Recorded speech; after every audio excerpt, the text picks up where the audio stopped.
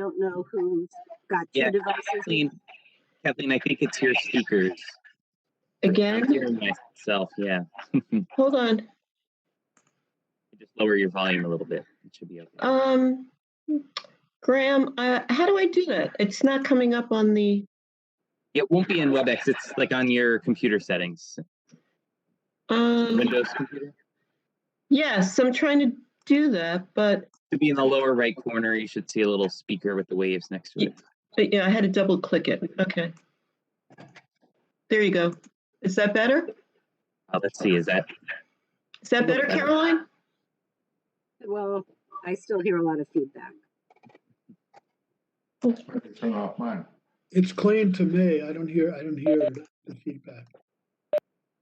Thank you, Rick. Yeah, I think I'd recommend everybody just, when you're not speaking, just mute yourself so then we kind of avoid any general feedback in the process. So go ahead, Kathleen, you can get started. Okay, thank you. Welcome everybody to the February 18th, 2020 Historic Preservation Commission meeting. This is a remote meeting using Cisco WebEx, and all the information, if people want to tune in and make comments, please go to the Montclair Township website, and you can access the meeting from Google, or you can call in to participate by phone, and that number is 1-408-418-9388, and enter the meeting code 179-021-9502. With that, Mr. Petto, could you please call the roll? Oh, yes, I have to say the, sorry. So this is meeting is being given in accordance, notice is being given in accordance with the Open Public Meetings Act by posting a copy of the notice on the first floor of the municipal building and by sending a copy to the Montclair Times, the Star Ledger, and the Herald News. This is being broadcast live on Channel 34, Montclair TV, and remotely on YouTube. So with that, Mr. Petto, can you call the roll? Sure. Chair Bennett? Present. Vice Chair Hyman? Present. Mr. Bruni? Here. Mr. Greenbaum is absent this evening. Ms. Kane-Levy? Present.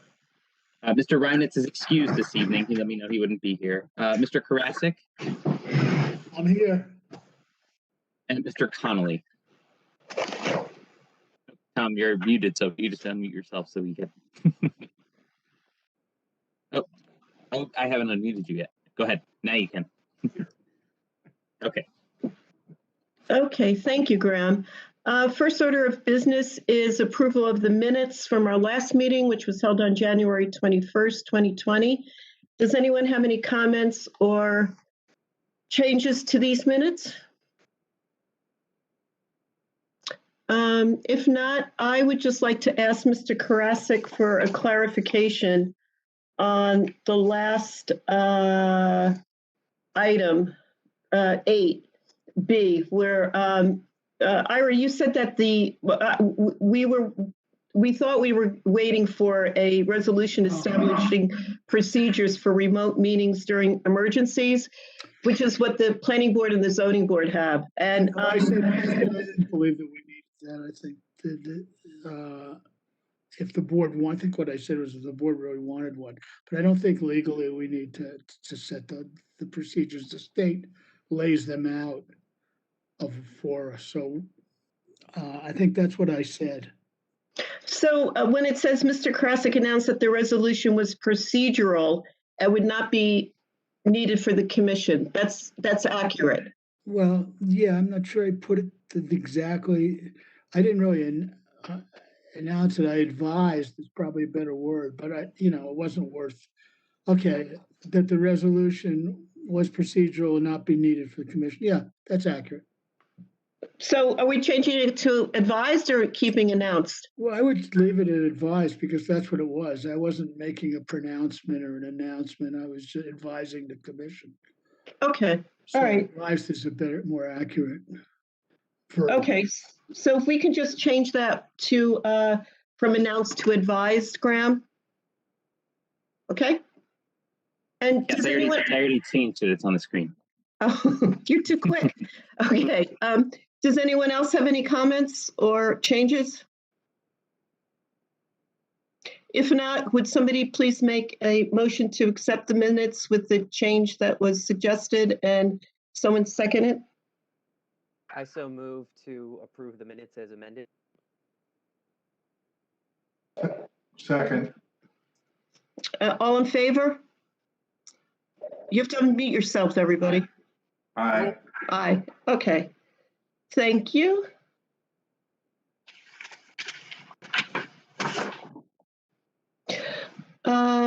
Our next order of business is public comment.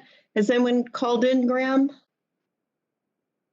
So we have a number of participants. It looks like most are applicants for this evening, but I'll go through and I'm just going to unmute everyone. If anyone just has a general public comment that they would like to make, now would be the time to address the commission for general public comment. Please take that into So this room. all meeting attendees are now unmuted. If you have a public comment, just state your name and we'll let you make your public comment.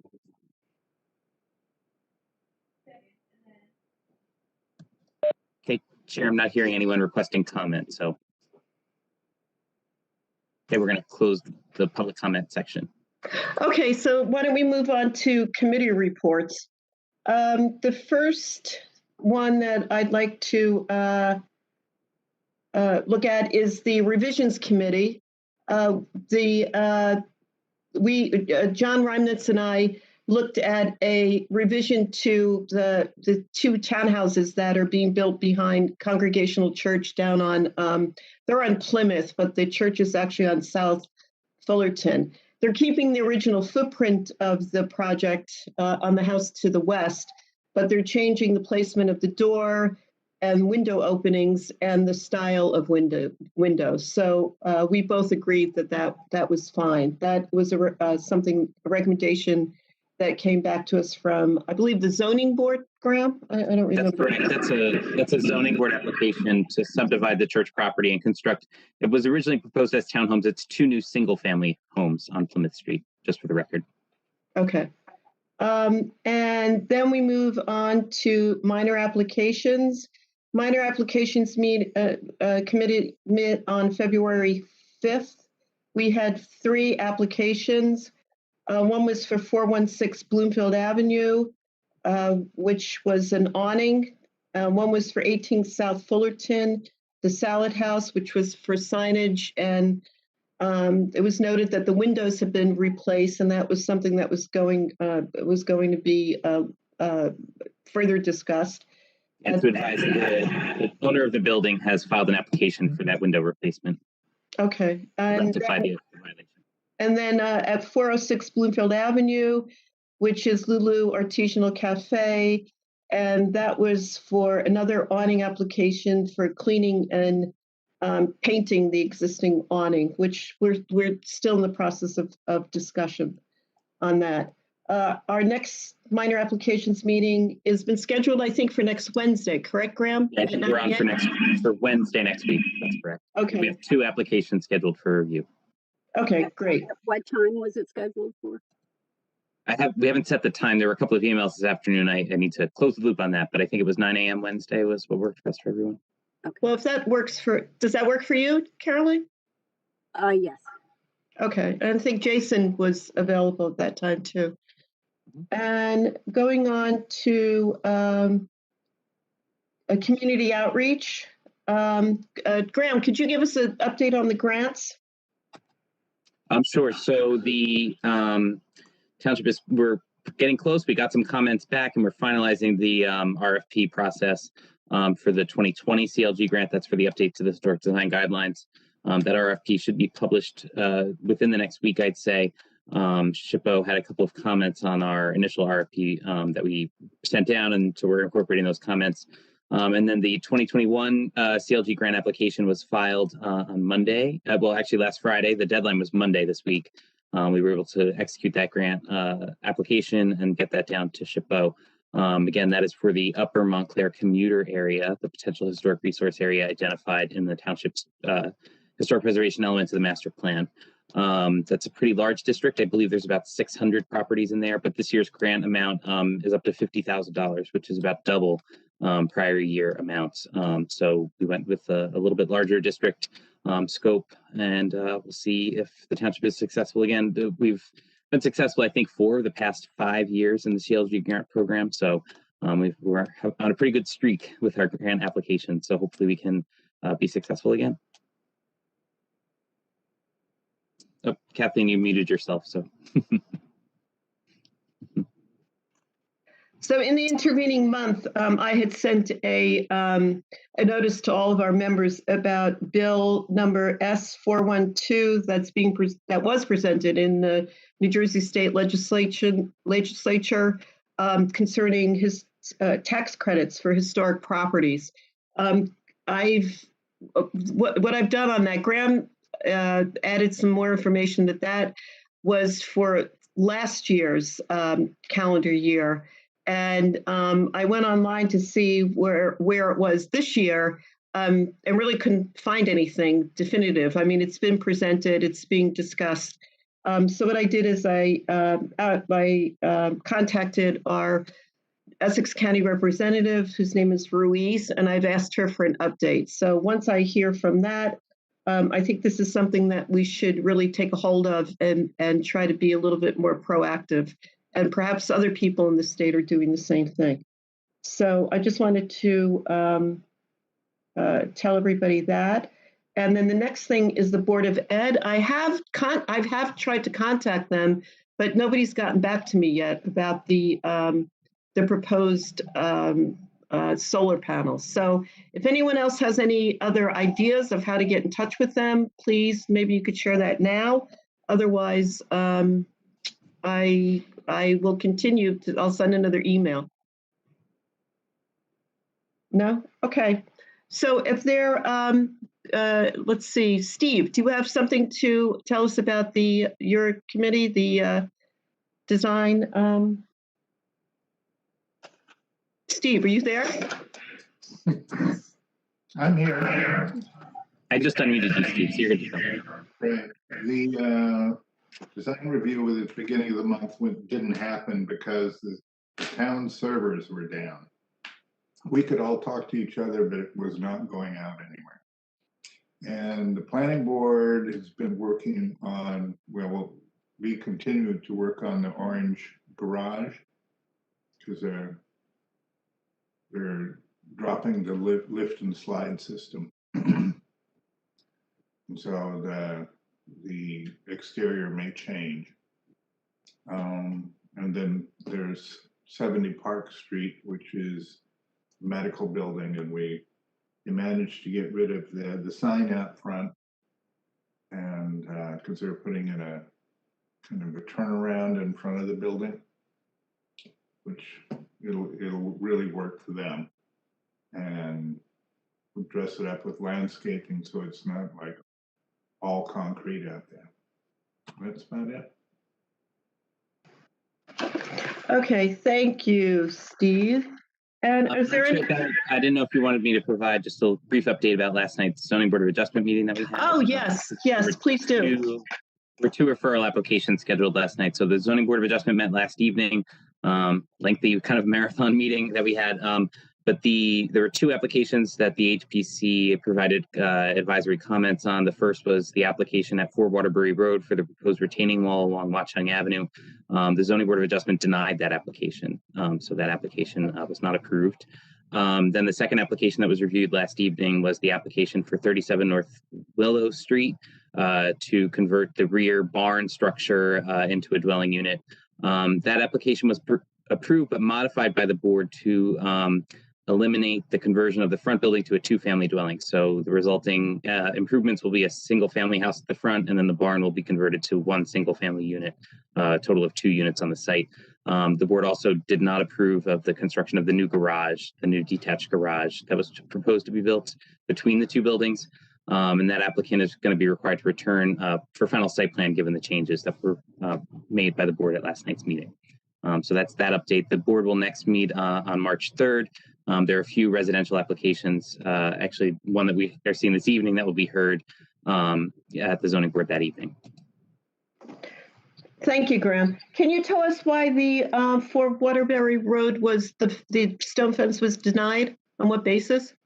The board said that there are many corner properties that have, yard situations with a front yard along a side street that functions as a backyard.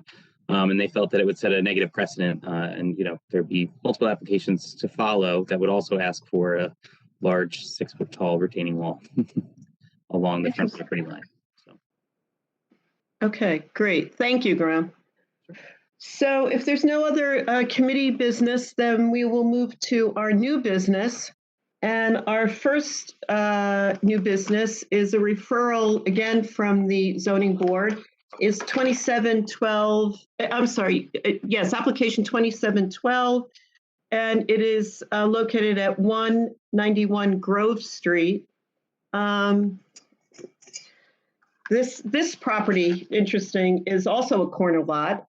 And it's located on the southeastern corner of the intersection of Columbus Avenue and Grove Street. Property is currently developed with a 2-story dwelling. The project description, the applicant proposes to construct a porch addition to the northern side of the dwelling. The proposed porch addition will extend about 11 feet from the northern facade of the dwelling and span 17 feet in width along the northern facade. The porch will also contain a new entry stair and access a new entry door to the dwelling. The porch will also have a rear stair to access the porch. We are hearing this is going before the zoning board. The applicant is requesting a C variance in relief from the required front yard setback for corner properties. The calculated required front yard setback for the subject property is 34.8 feet from Grove Street and 27.9 feet from Columbus Avenue. The applicant proposes a front yard setback for the new front porch of 33.6 feet from Grove Street and 16.8 feet from Columbus Avenue. The existing dwelling on the property has a setback of 35.3 feet from Grove Street and 25.7 feet from Columbus Avenue. Now, we are being asked to comment on this project because this property is located in the Tremont Place Potential Historic Resource Area, as identified in the historic preservation element of the Township Master Plan. The element notes that the Tremont Place area was primarily developed between 1900 and 1929 by Louise and Otto Hink, children of Christopher Hink, who developed the Christopher Street area. The dwelling was on the subject property was constructed in 1922. And this dwelling, the existing dwelling, is a 2.5-story side gable classical revival house with craftsman influences located, as I had mentioned before, in the Tremont Potential Historic Resource area. And in our packet, we have we were given plans, we were sent plans, and Tom Conley has provided his historic preservation comments on a separate sheet. So are the applicants here or the representatives of the applicants? Chair Bennett, we have the applicant, Catherine Farrell, is here. I hope I'm pronouncing your last name correctly. And the architect for the applicant, Courtney Rombo, is also here. So let me just unmute you, Ms. Farrell, so you're able to unmute yourself, and same thing for Courtney. So Would you both be testifying, I guess, Ms. Farrell and the architect? Could you both raise your right hands, please? The architect on there too somewhere? I'm right here. Courtney Rombo. Okay, great. I'm sorry. It's just I didn't see everyone. Okay. Do you solemnly swear the testimony you're going to give this commission is the truth, whole truth, nothing but the truth? Yes, I do. Yes. Okay, thank you, Ms. Farrell. I see you. You're the applicant, and the architect is Ms. Rombo. Okay, Rombo. I didn't know if because I have 3 dots at the end of the O, so I couldn't tell. Okay. Thank you. Okay, thank you. If we go, Graham, is this the first page of the application? Okay. So would one of you please explain to us, run through the project as you envision it, please? Sure. I'll start and then Catherine can fill in. If you look at the bottom right corner, that's the site plan. And Catherine would like a porch on her house, a small covered porch. She doesn't want it on the Grove Street side because it's so loud on Grove Street. So she'd like it on the Columbus Avenue side. There's a house that's 3 houses to the east that has a porch very similar to the house that the porch we designed, and her house is almost exactly like that house. And Graham, if you wouldn't mind going back to that first page for a moment so I could show that. Yeah, I guess just for reference, this is an additional exhibit that the applicant provided, correct? That's right, Courtney. This was extra. This is So extra. this is kind of the inspiration document that they provided. Yeah, one of these inspiration pictures is on that front page, but I thought I'd just provide a couple more pictures. So the house in the upper left corner, yeah, that's the inspiration picture. And you can see that the side of the house is pretty similar to my client's house with the chimney, and the front of the house is pretty similar. So that's the basic look we were going for. We changed the roof a little bit to just be simpler. Okay. Yep, that's the front of it, and that's under the porch. That's the inspiration picture.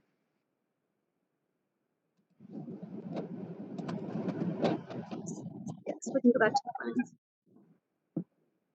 So you'll see my rough 3D views on the bottom left corner showing what it would look like coming down Columbus towards Grove Street, and that's looking straight on from the side from Columbus.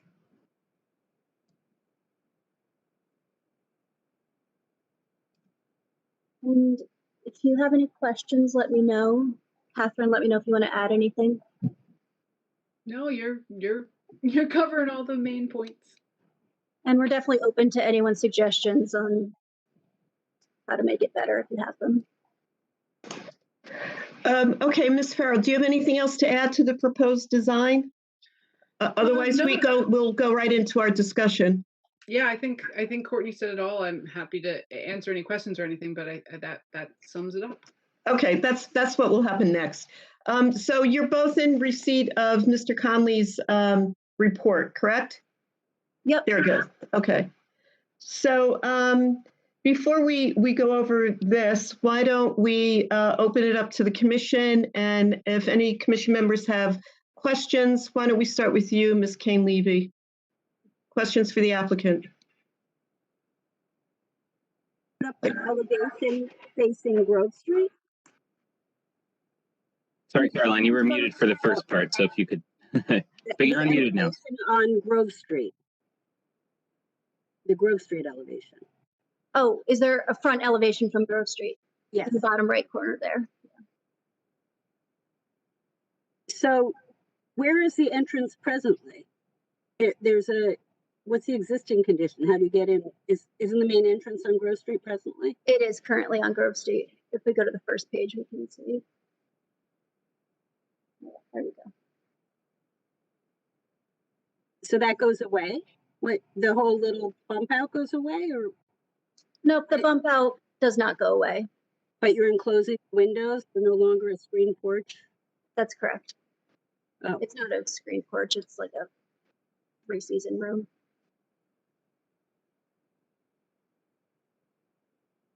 And the reason you are changing the fenestration at the ground floor is why? It was previously it was an enclosed porch, and now you're closing it in even more. So there were windows. That's correct. So it's becoming part of the living room. Okay. Well, we're not commenting, right? We're just asking questions. Okay. So you don't have an existing drawing next to a proposed drawing, so there's really no comparison. So existing drawing is right to the left. Yeah, this is the existing first floor plan shown here on the left, and this is the Plan, existing. but not in elevation. Oh, no, we have a picture. I don't think I do. I might, but I don't remember. All right.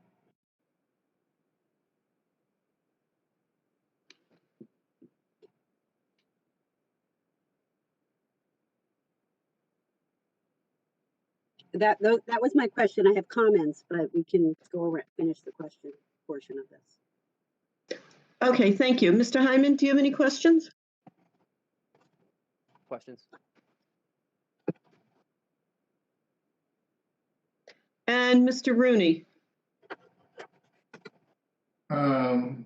Did you consider reusing the existing trio windows that you have on the porch anywhere instead of putting in double hung? We didn't, but that's a good idea. We would probably have to insert a panel on the inside because they're not winterized, Right. single pane. But that's not a bad idea. I don't know how you feel about that, Catherine, but I love the look of the windows. So if I don't, again, as you said, they're very old and most of them are cracked, and the glass is pretty thin in places.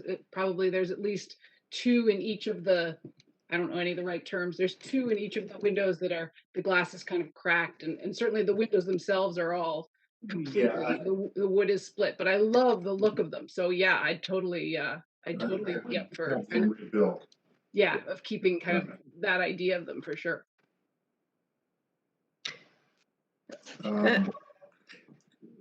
Where does the inspiration come for the Grecian columns on this porch? I mean, I don't see any reference to the house from that.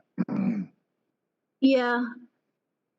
That may have been a block in Revit that I used, Okay. but we are definitely open to making them simpler or more. I would think it would look better if it were simpler because it detracts from the simpleness of the house.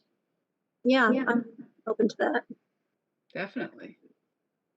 Do you think like sorry, and again, I don't know any of the right terms, so I apologize, but do you think something more kind of square and less of the ornateness on the top and bottom would be a better choice? Well, I'm not going to sit and design it for you. Sorry, but I think something smaller and something that would more relate to what the house is. Got it. That's my comments about it. And of course, Thank you. need Okay. better details. Yeah, that's good ideas. Thanks, Steve. I have a question. You, in your testimony was that you wanted to bump this out on Columbus because it was more quiet. But in fact, isn't is this proposed to be an open porch? And you are fronting on Grove Street. I don't know what the rationale is that it's more quiet. Well, sorry, should I answer? Yeah, go for it. So it's less necessarily about having kind of a sitting porch that would be this quiet area away from Grove Street, because I don't know that will exist in either direction. They're kind of equally Grove Street loud. It was more about the idea that because my driveway is on Columbus and everyone we don't use that very front door. There's no parking. There's no, it's up the hill. Delivery people don't use it. It's just not really a used door. So it seemed like it would be easier for us, easier for people who come to the house. Everything kind of angled it so that when people are parking on Columbus, they can still walk up from the side rather than up from Grove Street. And then in terms of a porch, it doesn't face west. It faces the north, which is much nicer kind of sun and heat wise, and it would connect more to the backyard, which is where our backyard is Columbus, our kind of backyard, which would provide better access. That was, I guess, kind of the main thinking. The Grove Street entrance is just that whole front porch of the house, which currently is enclosed, is just a completely unutilized entrance and space because it's just not, it just doesn't get any use. So the thinking was just functionality more than anything. Okay, and I know this came up as somebody else asked, but your references for your design elements. Did you look at any of the other classical revival houses in the neighborhood I'm looking at the railings. There's no detail on the railings. There's no materials listed. I was just wondering what your inspiration was. Our inspiration is the picture that we started off with. If we want to go back to that and look at it. Thanks, Brian.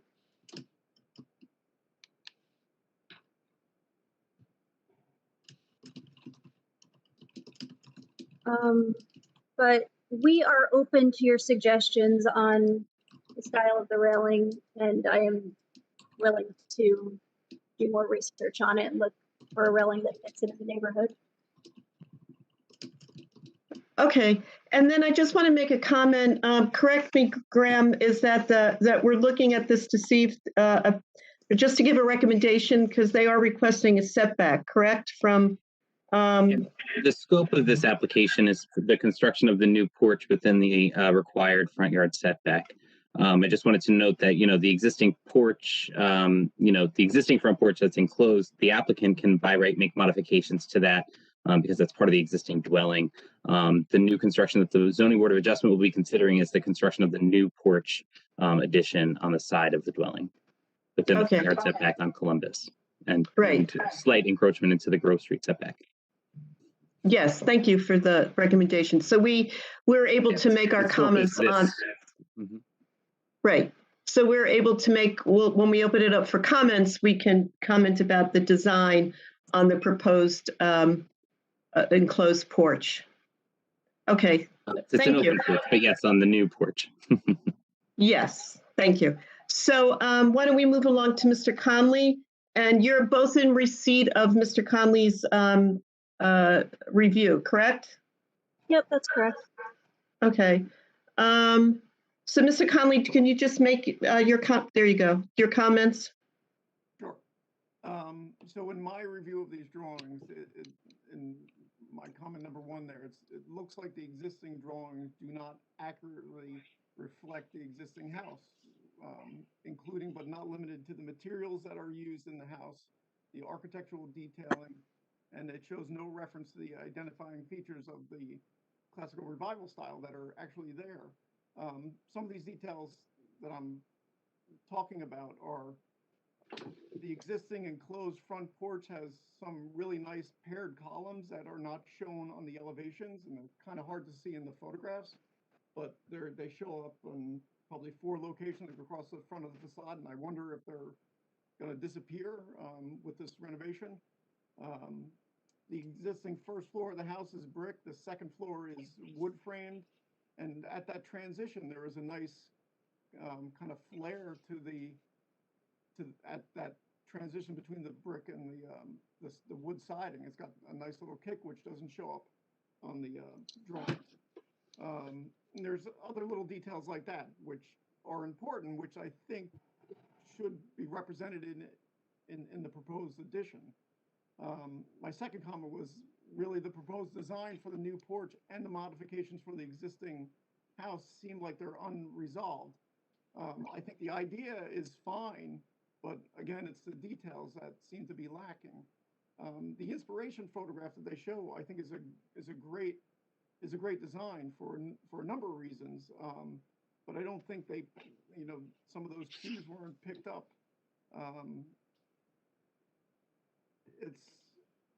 We can go through some of the issues that I think, but I guess Caroline and Kathleen looking at this, I think you kind of have an idea of what needs to get resolved. But if we want, we can go into all the things that I think should get another look at. Well, before we do that, Tom, why don't we open it up for the comments from the commissioners? So why don't we start with you, Caroline? All right. Putting back on the I'm sorry, which drawing would you like back on the screen? elevation. The elevation, okay. Any particular one? Well, I guess if we could squeeze all 3 on together. Try. Sort of. right. I completely understand. I live in the neighborhood, so I'm familiar with both your house and the house that you've drawn inspiration from, and I understand why it's so appealing. That little porch that someone built at one of your neighbors is quite inviting. It's a later alteration. It almost seems like it has, California craftsman details to it. So I don't really know if it applies to your little colonial revival house. And so I would encourage you to think about retaining the fenestration at the existing porch. You might not use it. Maybe the door goes away, but the 3 sets of triple windows, I would encourage you to retain those. And then the presence of a porch at this location doesn't bother me. I think I'd like to see it set back a little bit so it reads as a secondary presence as opposed to the historic volume of the building. And the main entrance was designed to be on Grove Street. So I think that the volume of the original house should retain its primacy, and this porch alteration maybe just set it back a little bit in plan. And I just wanted to clarify for the benefit. So Caroline, you're talking about setting this part of the porch back. Correct. So it's more like here. Right. Did that work with your program? I think it would still accomplish what you want. You could still use it as a entrance from Grove Street, and you could still have access to your driveway. It would just for the benefit of the applicant and the architect in this, that would actually eliminate one variance, the Grove Street front yard setback variance. Yeah, I like the idea. I'm trying to think of, we tied it into the roof in the front, but I could look at ways to have it turn the corner and then start. It's a good idea. And then take another look at the columns. And I don't see, I'm not sure I know what Tom was talking about, that there's some interesting details on the front porch presently that maybe you can derive your details from on the new porch. Yeah, he's right. There are some columns that are set in. Yeah. That's right. They're double skinny columns. Yeah, they're pair columns, and I suspect that was an open porch at one time that somebody infilled. It probably was an open porch. Yeah, I think that's a good idea, Tom. I'm going to model it that way and see how that looks. Might be cool to have like 3 at the corner of that same size column. Well, why couldn't we leave the columns where they are? No, I'm saying use those same columns on for the new porch. Yeah. All right.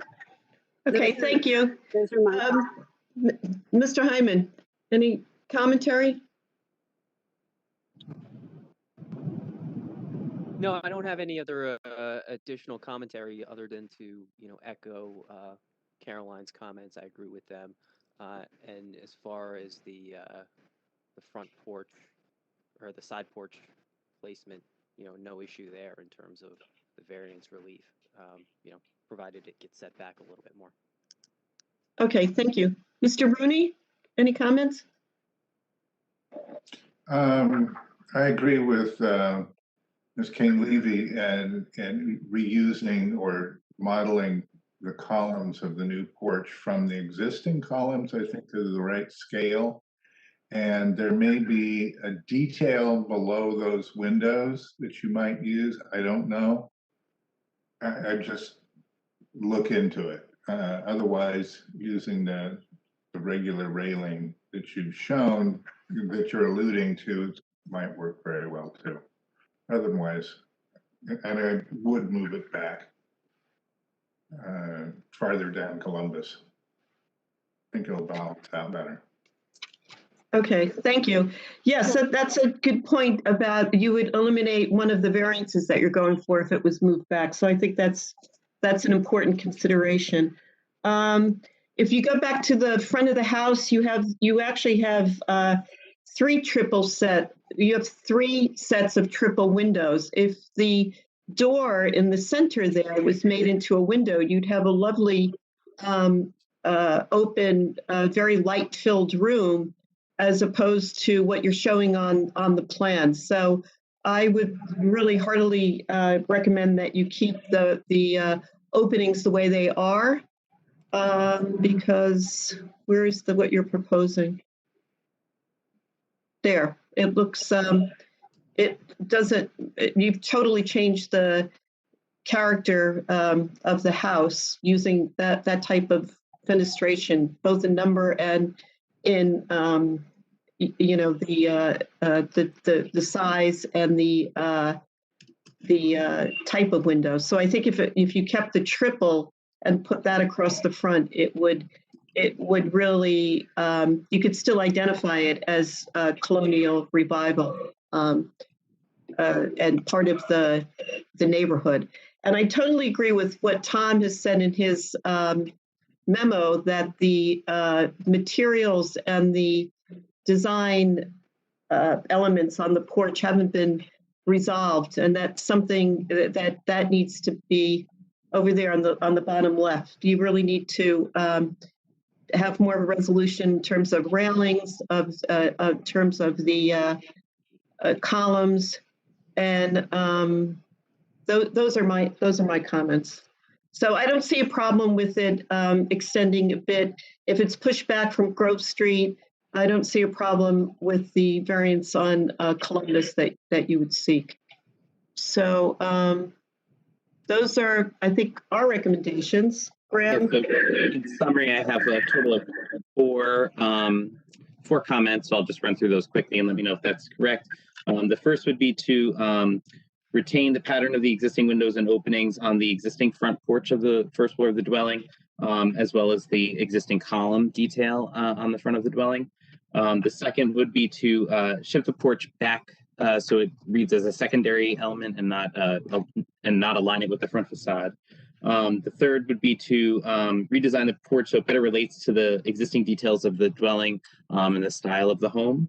And then a fourth one that I added was just that the applicant should return to the HPC with a final as approved plan should the board approve the variance for the commission to see a final version of the plan. Yes. And that would entail, this is for the benefit of the applicant, you wouldn't have to come before the full commission.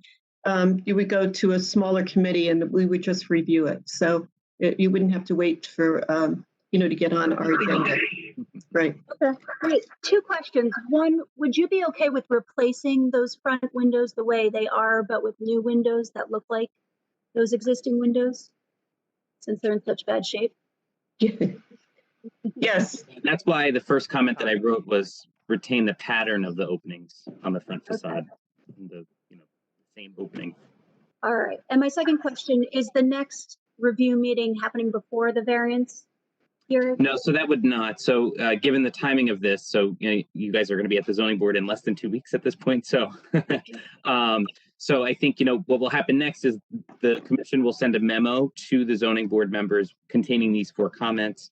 So that fourth item would be, it'll read as, should the zoning board approve the application, the HPC is requesting that the applicant come back with an as modified plan pursuant to these comments. Okay. Great ideas, everyone. Thank you. Yeah, you're welcome. Good luck. Look forward to seeing the finished product. Okay, our next on our agenda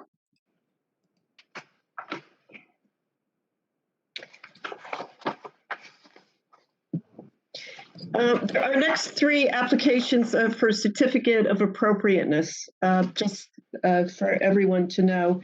Our next application is certificate of appropriateness, application number HPC 2020-43, our PNR Properties LLC 106 to 110 Bloomfield Avenue. And the applicant proposes to install a new storefront at the subject property. The proposed storefront will be flush with the front wall of the building and remove the recessed entry door. this building's significance. It is identified in the 2004 expansion nomination report of the Town Center Business Historic District as a 20th century commercial structure built in 1925 and categorized as a contributing building in the nomination report.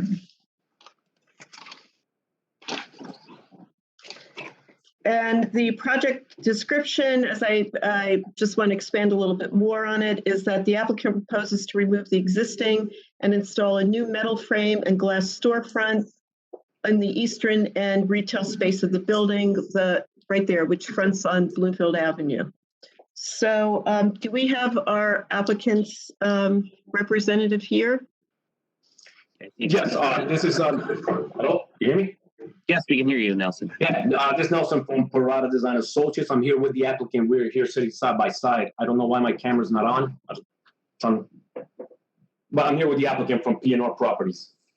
Okay, well, would you, both of you, raise your right hands, please? Yeah, can you guys see me? I don't see. I don't see you, but I can, you know. But we can hear you. Okay, all right, we got our hands up. You still raise your right hand. Raise your right hand and do solemnly swear that the testimony you're going to give this commission is the truth, whole truth and nothing but the truth? Yes. Yes, sir. Okay, now because we can't see you, would you each identify yourself and then just say what your role is here? Okay, my name is Pablo Rodriguez. I'm the owner of the property for P&R Properties. This is Nelson Parada, project architect for the property. Okay, thank you very much. Okay, so Mr. Parada, you're the architect. Do you want to walk us through your proposal for this storefront? Sure, yeah. The client here wants to just revitalize the storefront a little bit, bring it up to date. If you look at the properties to the left and right, they have updated their storefronts. So the client just wanted to update the storefront as well. He's looking to rent this property out and basically provide just a vanilla box at this moment. No signage, no new lighting. He's going to let the client, whoever decides to rent the property, bring that up at a later time. Right now, just if you look at the property, the storefront is outdated. So he just wants to bring it up to date, aesthetic-wise.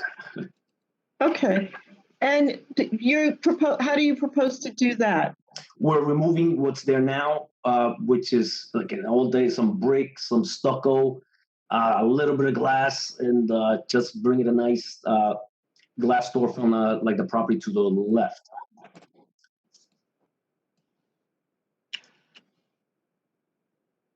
Okay. Do you have any specifics on what the materials are? I know I've gone right into the questions. There you go. It's just going to be aluminum storefront, glass panels.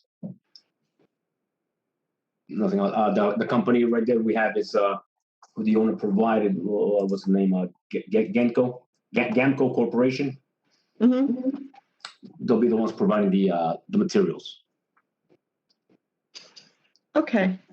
All right. Thank you. Do you have anything further to add before we go into questions from our commissioners? No, nothing right now. Pretty simple, straightforward. I'm open to your questions, suggestions, recommendations. Okay, great. So why don't we start with Ms. Kane-Levy. Do you have any questions for the applicant? Yes, packet I received, you have this drawing that you presented, and then there was another drawing in A6, which I presume is the, you know, the That's the shop drawing I got from the manufacturer. Yes, at the last minute. I'm sorry. So it doesn't quite represent the rendering that I did on the glass panels above. Yes. It doesn't look anything like it, and I'm concerned that this is what will be installed when you design something else. Correct. So that's a problem. Okay. So yeah, whatever so you're the architect, is that the case? And then you gave it to. And then the manufacturer gave me this shop drawing, and which, based on one of your comments, he says simplify. I'm not opposed to providing something like this at all. If he wants to have the glass panels above and below, that's fine as well. Well, I think the other drawing shows a little bit more Detail. articulation, depth and articulation. I mean, that we would like to see as opposed to just the simplified top drawing. Now, I do have a question. This solid aluminum panel along the top, can it be a glass transom? Yes, it can, definitely. Okay. All right. So I think, that's preferable. But meanwhile, it's nice to have this kind of paneled bulkhead and glass, but it looks a little heavy and chunky without any kind of finesse. And if there's maybe some snap trim that is available to give it a little bit, to make it look more like a historic storefront, Okay. that would be preferable. Okay, no problem. Mr. Rooney? It looks like that your storefront was original and had been renovated a few times, but what I'm concerned about is that it had a recessed entry, which was very popular when these buildings were built, giving you extra display space. I was wondering if you would put that back. I don't know how deep that is. It looks very deep, but Here's the owner's concern. If you look at the previous picture, that shows the whole building. You want to go back to that picture real quick? Okay, the building next over there, you see some lady hanging right there. He's concerned that this is what happens all the time. People sit there, people go into the space, they urinate, and he's trying to get rid of that. And also they wait there for the bus in the winter time when it rains. So he's just trying to minimize that effect. Like you said, this lady that's right there where I took this picture, actually, he said has been sitting there for a month, living there. No, prior to that, she was staying here, and the storefront that we trying to renovate. And I called the cops like about 3 or 4 times, and they never came. And she was there for literally 3 weeks.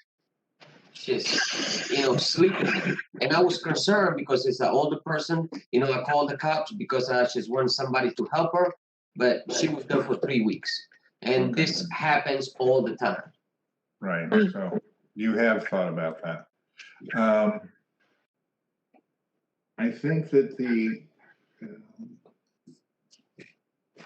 way that it's originally drawn has some nice details, but also I like the idea of the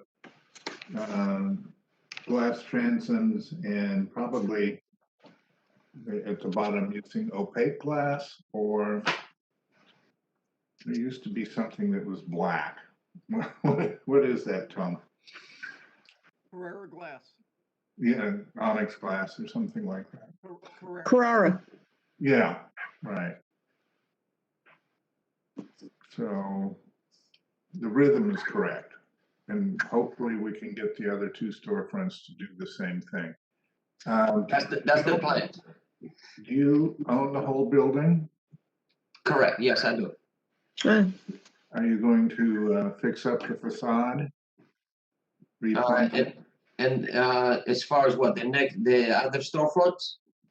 Well, I'm talking about the top of the facade. There looks like there needs to be some repointing, and you've got above the 2nd story windows, you've got some lintels that look like they might be failing. Yeah, that's not a problem. I can help that. I can correct that problem. Right. Other than that, I'm fine. Okay, thank you, Mr. Rooney. Mr. Hyman, do you have anything to add? Any questions? No, nothing to add. Okay, my question was, if you go back, Graham, to the existing condition of the facade, the picture that has the recess, and it looks as though there's brick on the, right there. That looks as though there's brick on the bottom half of the windows. I wondered, my question right there was, and if we look at the picture that accompanied the memorandum from the planning department, it looks as though that building or that storefront and the one all the way to the right had recessed entryways.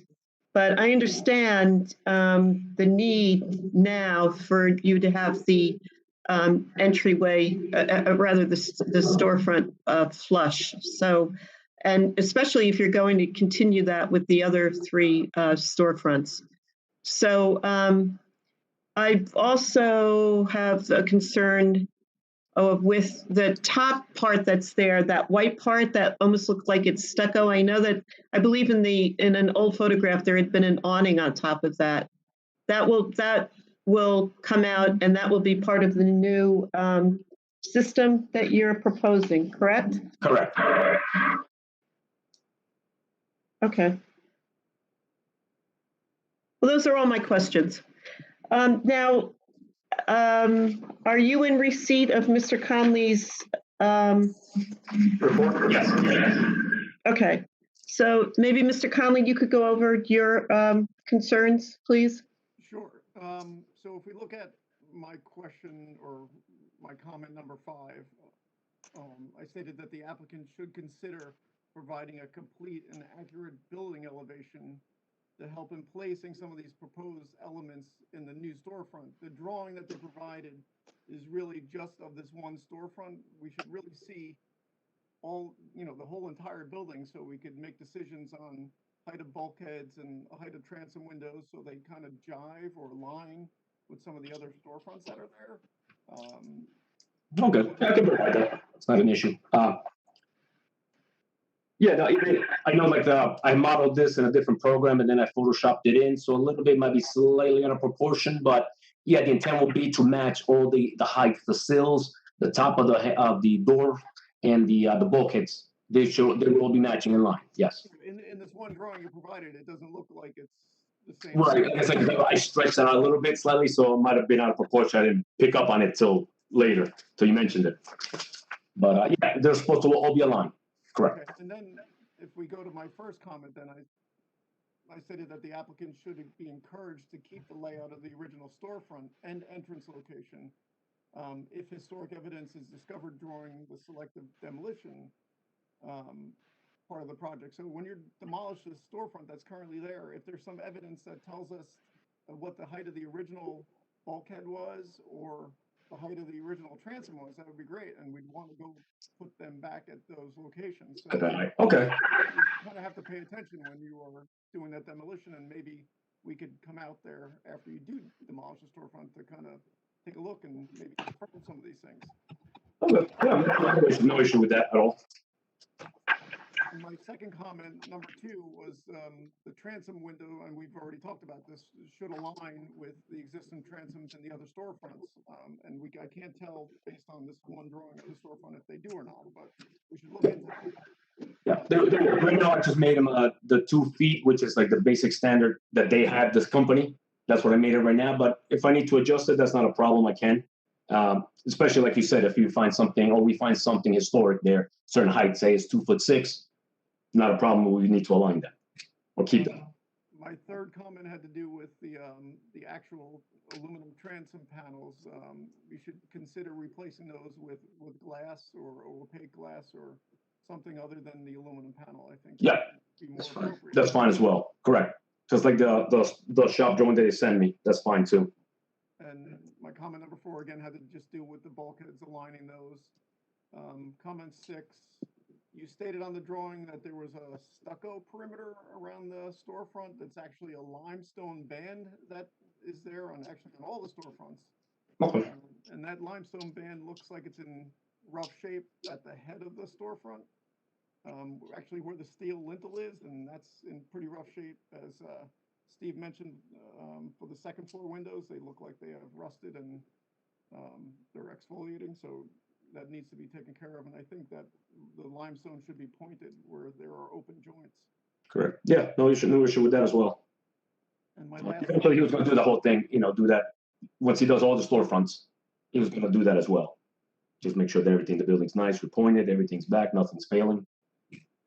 And my only other comment was, we should have an accurate cut sheet and for any doors or lighting. You stated you weren't installing lighting or signage. That would be at another time. I wasn't sure if you were doing that now or later. So, yeah, that will be later. Right now, he just wants to update the storefront, the aluminum storefront, and then provide a vanilla box for a client to come in, and then they propose their signage and their lighting. But I think we need more information on the actual frame of the door and material that you're going to frame the opening in. Oh yeah, definitely. I will go back to the manufacturer. We're gonna do a little bit of demo to see if there's anything historic there. Like you said, the bulkhead and the transom heights, and then we'll have the manufacturer give us a new cut sheet, spec sheet on their frame system. Okay, great. And that's it for me. Thank you, Tom.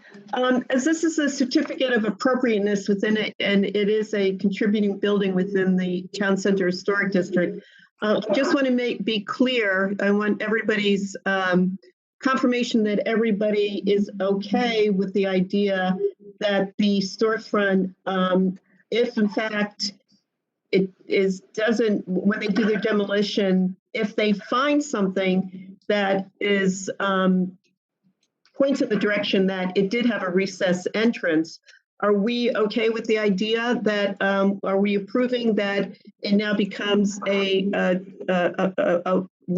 facade that goes all the way across and not going, I mean, they have stated why they wanted this, straight across facade. Can I hear anybody else's opinion on that, please? Well, I feel that the recess entrance should we should make every effort to retain that, since it's a historic feature. I understand the applicant's concern. However, it seems like we're making a long-term change for what should be a shorter-term solution in terms of a chronically unhoused person. I think that we're dealing with a building that it looks like all three storefronts are vacant at this point.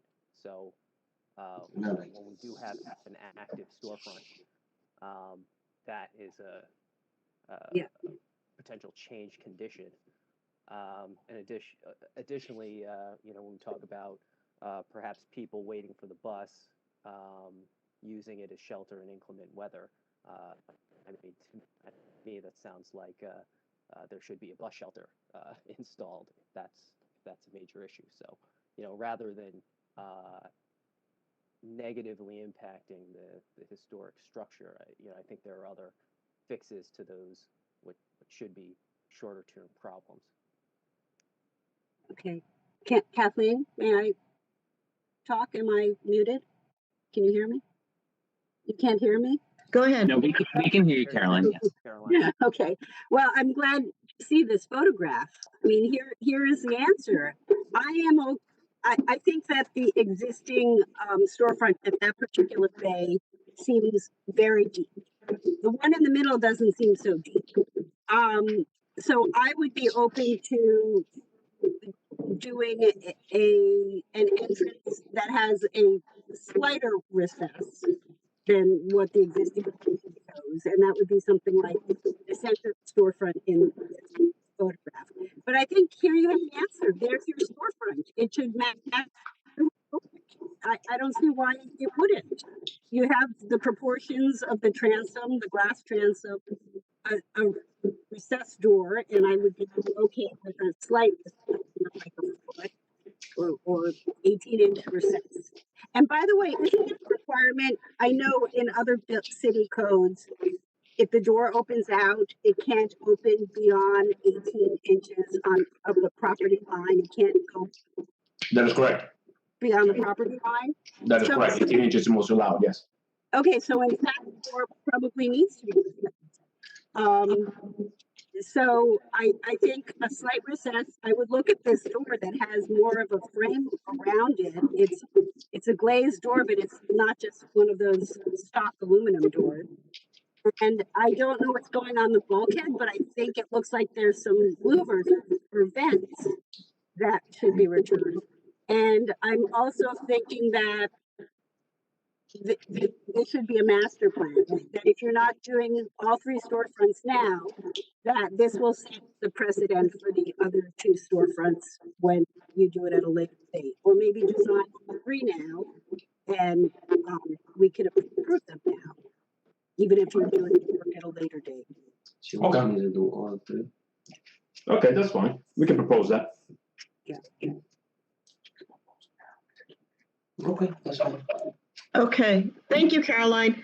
Anybody else have any other comments about the change in the facade and from recessed to flat?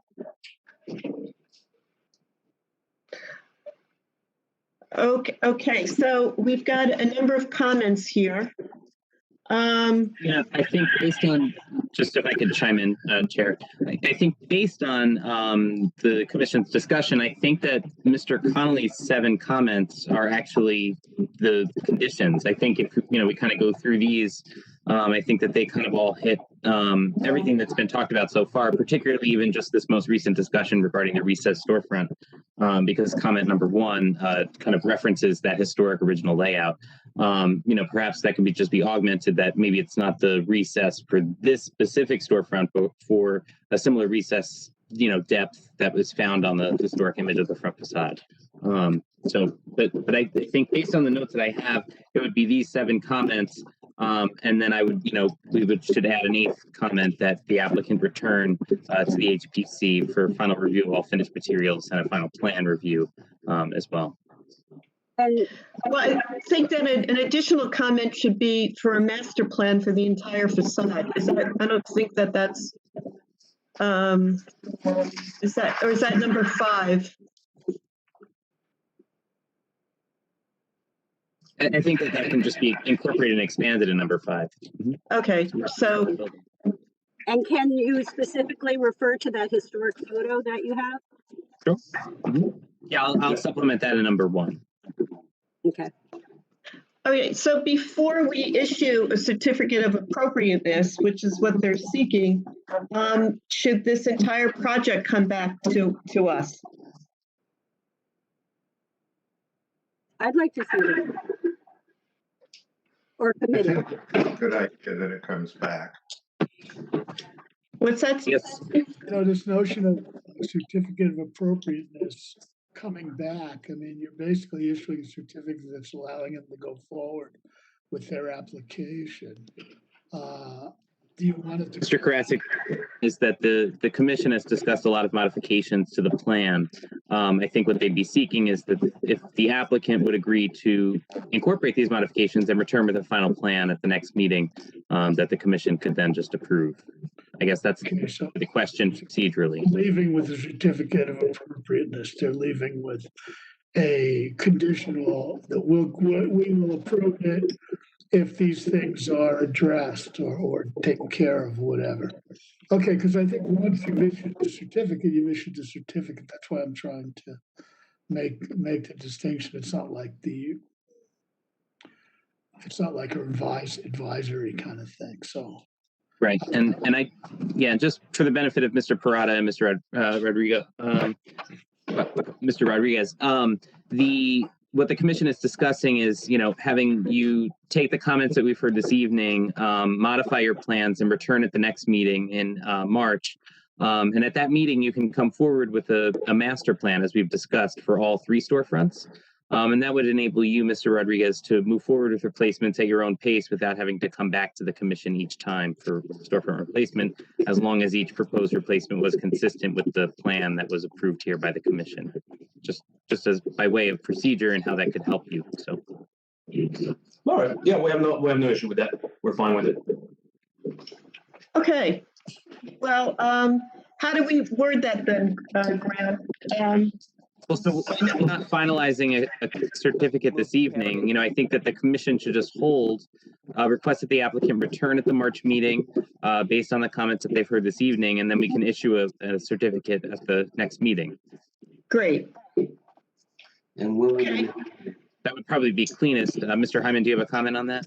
Yeah, I was just going to say, if the applicant consents to carrying this to the next meeting, we could just move to carry it. Right. Yes, that's fine. Okay. And What Mr. would the Parada, I'll be sure to March- provide you. Yeah, so the March meeting is March 18th. It's Thursday, March 18th. And Mr. Parada, I'll provide you with an original version of that historic photograph that we have in our office files. I'll send that to you. Sounds great. Well, I just want to thank you for working with us. I think this is a really nice building. And I think that you're on the start for something that will really enliven the whole neighborhood. So thank you very much. No problem. Thank you, guys. Okay, look forward to next month. Quick question. When do I need to submit the stuff by? All the drawings, everything to you? Graham? The submission requirement is at least 10 days prior to the meeting, but typically we like a little bit more time to allow folks like myself and Mr. Connolly to complete the review. So I would recommend about 2 weeks prior to the March 18th date. So that would be Thursday, March 4th, I'd say, March 5th, probably end of that week. No problem. Okay, sounds good. Okay. All right. Okay. Thank you. Also, this matter will be carried to the March meeting of the HPC. Thank you very much. Have a good night. Thank you. You too. Good night. All right.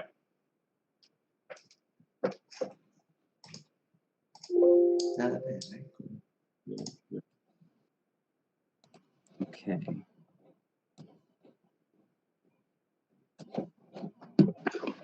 Okay, next on our agenda is also a certificate of appropriateness. It's HPC certificate number 2021-05, Studio D Architectural Design at 47 South Park Street.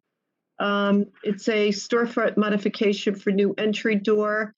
This is also in the Town Center Historic District. This building is located, as I said, I'm sorry, Studio D is located at, this building is located at 50 Church Street, which the storefront is at 47 South Park Street, and is located, as I said before, in the 2002 Town Center Historic District nomination report. It is considered a contributing building. It was built in 1937, and it is in a Art Moderne style commercial structure. We have the applicant proposes to install a new entry door and an existing storefront opening. The proposed entry door will be within a storefront window.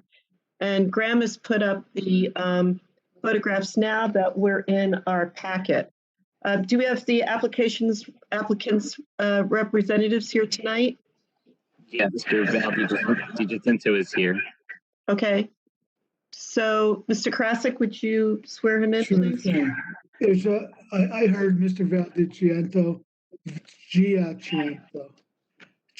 I think so. Oh, let me get it right. Giacinto. Pretty good.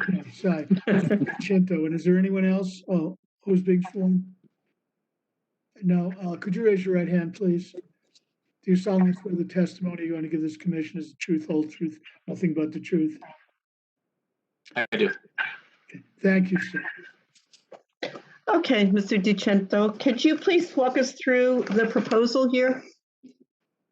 Sure. So the building owner basically wants to subdivide an existing larger tenant space, and we have reason to believe it may have been that way in the past, just for rentability, a little more flexibility. So in doing so, we would have to install a new entry door on the street in what's called Unit S2. So that would entail cutting through the masonry lower bulkhead and bring a new aluminum door entry storefront system into that space. We'll have a sidewalk level landing and ramp then down into the space on the interior of the space. In the interim, once I started this project, the owner signed on a tenant, Audrey and L Boutique. So we're also proposing the signage for that space. The other space is currently unoccupied, so there's no signage being proposed right now. What we're proposing is that all the details will match existing details on the building. The sort of storefront frame around all the doors is a typical 2-inch aluminum frame that's painted. We're proposing to match all the colors. And then the actual frame around the storefront glass has a little bit of profile to it. So the storefront contractor and I discussed it. He's going to hopefully be able to reuse what's there. And if not, it'll be manufactured to match. And as you can see on the drawing and the photographs, there's many other tenant spaces have their own individual doors from the street.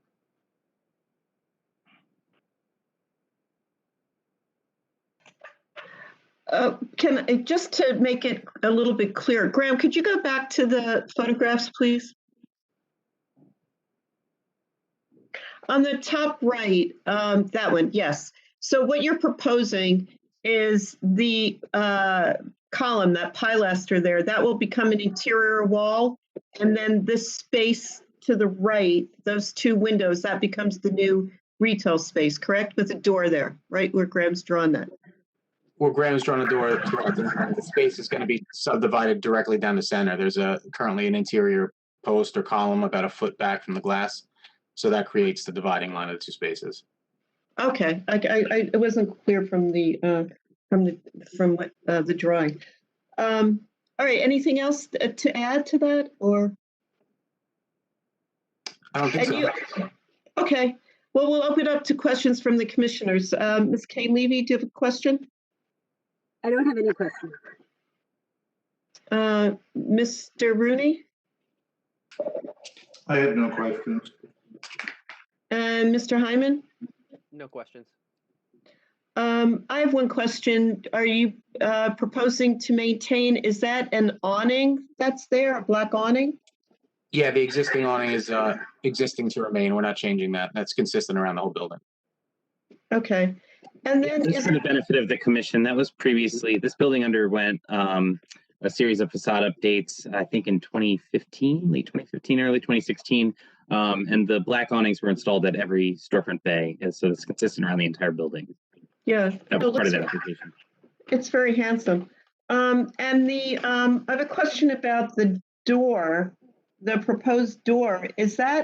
Will that be recessed? It looks as though the other doors on the building the one, that one's. That's a separate condition that does repeat on the building here and there, but it's not what we're doing here. There's other storefront doors that are flush with the glass. That's what we're proposing. The image that you just saw allows entrance. It's sort of a vestibule space that allows to two different tenant spaces. Okay. All right, thank you. Those are my questions. And you're in receipt of Mr. Conley's comments. I am. Okay, so Mr. Conley, could you just go over what you think? Yeah, I really didn't have very many comments on this. I thought it was a finding, what they're proposing looks like it was done to the storefront just to the north. Is that correct? That door that was there looks like. Yes, correct. Yeah, so I have no problem with you doing what you're proposing here, as long as we could have some cut sheets and samples of the proposed material for the doors and windows. I guess I did just have a question about that. Sorry, because we're, having something created to match existing. I'm not sure there really is no cut sheet, except to say that we're matching existing. Can we get a more detailed drawing then of the actual frame with dimensions? Sure. I mean, would photographs with a tape measure on it suffice, or? I mean, it's what surrounds the door, which is what we're matching on other entry doors in the building, is just a standard, rectangular aluminum 2-inch frame, Yeah, and then that's up to the commission if they would want actual drawing or samples, but that was my suggestion. Yeah, just to elaborate, I mean, typically how the commission handles this is through the revisions committee. They have the ability to meet on site, to take a look at the, the existing condition door and, discuss the measurements in detail with you on site. It's kind of whatever presentation format is easiest for you. I don't know, photos of tape measures is the best, but we can certainly have the revisions committee meet on site and see the existing door that's to be replicated.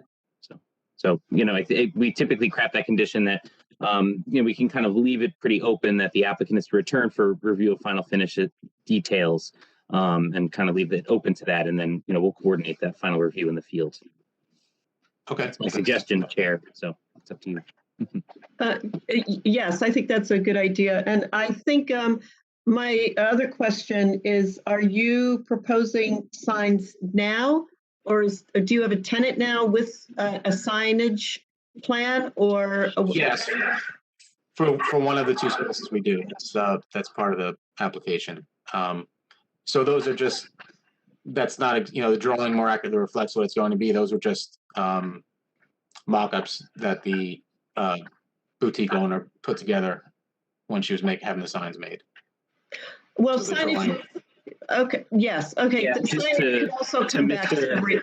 revisions. Mr. Connolly's, the applicant, can certainly include those now as part of this approval process. And that's, I think, what they're proposing to do, is seek approval of the signage as presented. Just to address Mr. Connolly's comment in his memorandum, both of these signs as proposed by the applicant do comply with zoning size requirements. Yes, correct. These are just stick-on vinyl on the window graphics, correct, Mr.? That's right, Graham. Oh, Part of the application. okay, so that's the signage that you want to approve tonight, correct?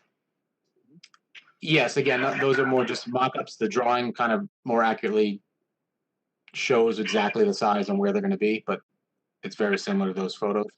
The elevation just shows them a little more accurately. Yeah, and just to kind of show, this is not the sign on this door, correct? This is just a sample on another door on the building.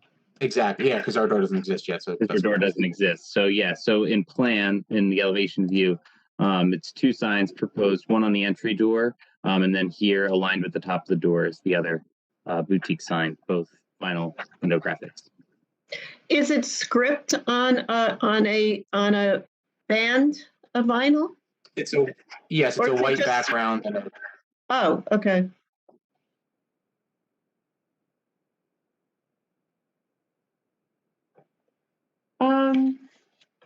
There is no traditional sign band on this building, so all the storefronts do window signage. Right, because you've got the placement of that band in two different placements on this sheet. I don't know what number this is. I think Eva Tinta was explaining that the way it's drawn here in the plan is the actual placement of the signs. The other is just kind of a graphic representation of how the sign would look. So they don't necessarily. Correct, Graham. Thank you. Oh, okay. I didn't understand that. All right. So then we have two conditions. If we approve this, that would be that revisions committee comes out to look at the proposed metal, right, and final finished materials on site. And then we're also approving the signage as it is presented tonight on this sheet. Correct, Graham? Well, that was part of the application filing, so that'll be part of the proposal and findings in the certificate. Okay. Does anyone else have any other comments on this application?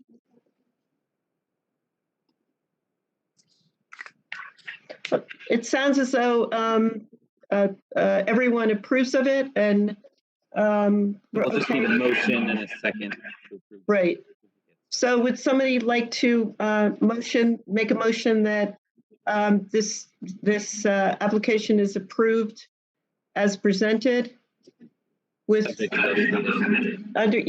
conditions that it comes back to the revisions committee for an on-site inspection? I so move with conditions. Second? Somebody unmute yourself. I'll second. All in favor? Aye. Aye. All right, great. It looks like a great project, and Graham you'll be in touch with Graham when you get the things that we have to look at. Okay. Yes, thank you. We'll come. Good night, everybody. We'll come to the site. Thank you. Okay, thanks a lot. Okay, thank you.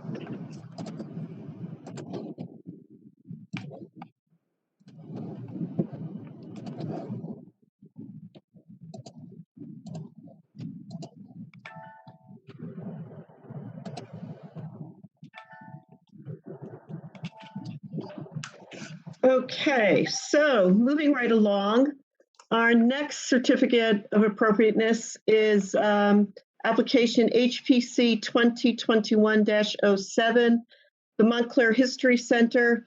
And the application, the work is being done at 30 North Mountain Avenue, which is locally known as the Charles Schultz House. The applicant proposes to replace the existing roof on the carriage house. The existing roofing is to be removed and replaced with timberline HDZ shingles in a barkwood color. It's to be noted that the existing roof on the building is a cedar shake roof. This building is part of the site known as the Evergreens or the Charles Schultz House. It is an individual local landmark property in the township designated by ordinance. The 3-story Victorian residence was built in 1896. The 2-story carriage house structure is located to the rear of the dwelling. To be noted that the architect for both structures is Michel Lebrun, very famous and internationally known architect, most known for the Metropolitan Life Tower in New York and also a number of firehouses in New York City. And I hope everybody got a chance to look at the local nomination report. I sent that around today just to glance at it, which was written by Barton Ross. So I think I've read, let me just read a little bit more of what Mr. Conley has noted in his memo, which is the subject property is the shingle style carriage house located behind the Charles Schultz House. The wood shingle roof consists of a rectangular hip with 3 large intersecting gables, 3 small hip roof dormers, and a central cupola with a wood shingle conical roof. A tall brick chimney bisects one of the gable roofs at the rear. The property is listed as a local historic landmark for its importance in the history of Montclair. Very important, it's also listed on the New Jersey National Register of Historic Places. So just from reading that and from looking at the pictures, we can see that we're looking at a very complicated roof design. And who is here from the Montclair History Center? Graham, can you unmute or bring Liz in too?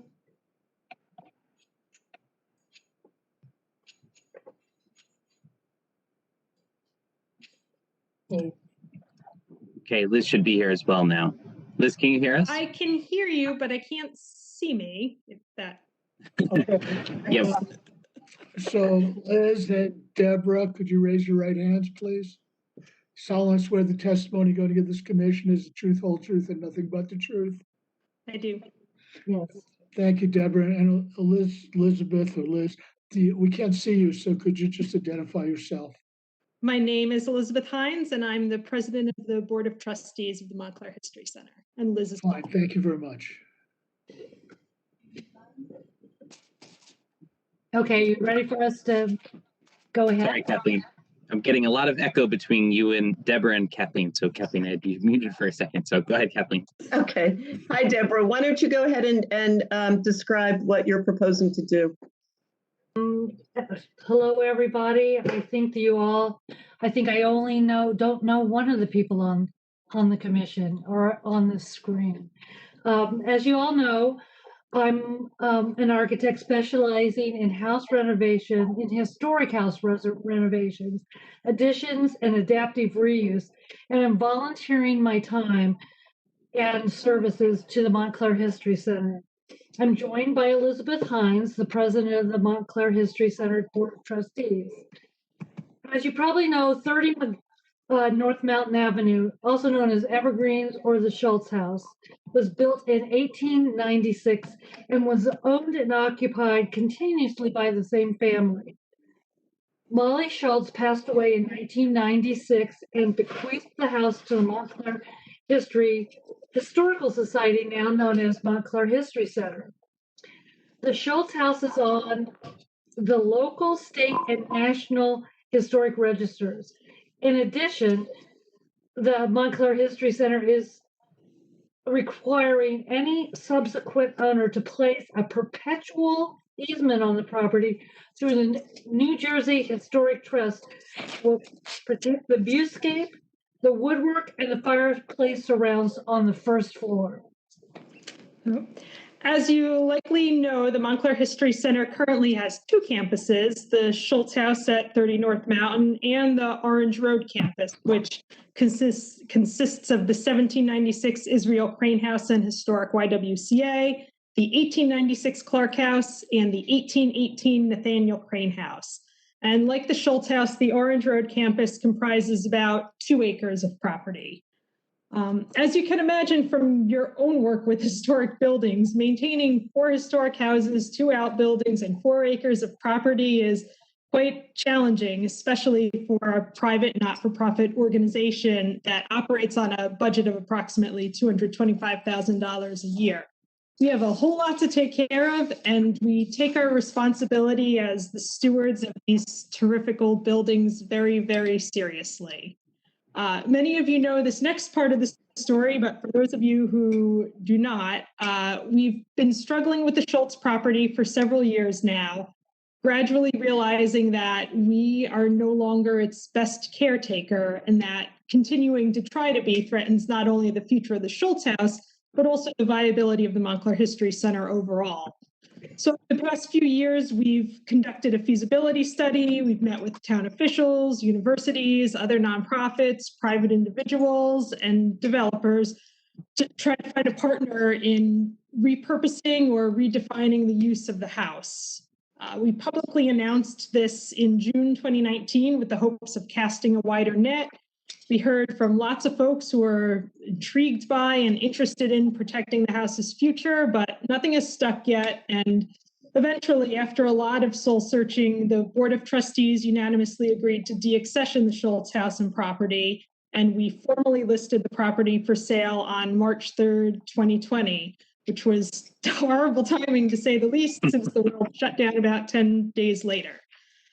So we're open to either adaptive reuse development options or to an end user who will restore the home to its original use as a single family home. And to date, we've been in conversation with at least 15 different parties.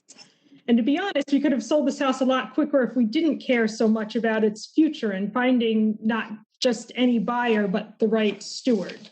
But we felt and still do that deaccessioning the house is the only way for our organization to survive and to continue to share Montclair's history with the community. So which brings us to the matter at hand, the carriage house roof. It clearly needs to be replaced. You've seen the pictures. In fact, we've been cited by the town requiring us to do so. So Ms. David, who was a member of our Board of Trustees at the time of the citation, began to look into options for a replacement roof. Okay, and as a background, after the house was passed to the Historical Society, renovation and patching was done on the carriage house roof around 2001. In 2016, sections of the roof with wood shingles, and we're only talking about the carriage house, were replaced because there were small leaks in the roof. By 2018, other areas that deteriorated, causing leaks. So arrangements were made to cover the roof with a tarp, so that we could figure out what we were going to do. The original tarp wore out, and now we're on our second tarp. And as you can see by the photograph, it's reached the end of its life.